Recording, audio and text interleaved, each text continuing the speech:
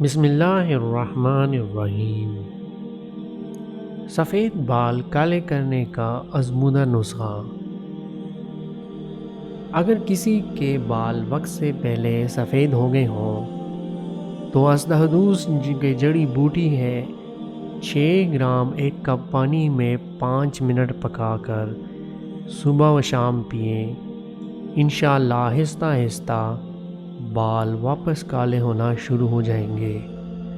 یہ نسخہ کچھ عرصہ مستقل مزاجی سے استعمال کریں، انشاءاللہ آپ کے سفید بال نیچے سائڈ سے کالے ہونا شروع ہو جائیں گے۔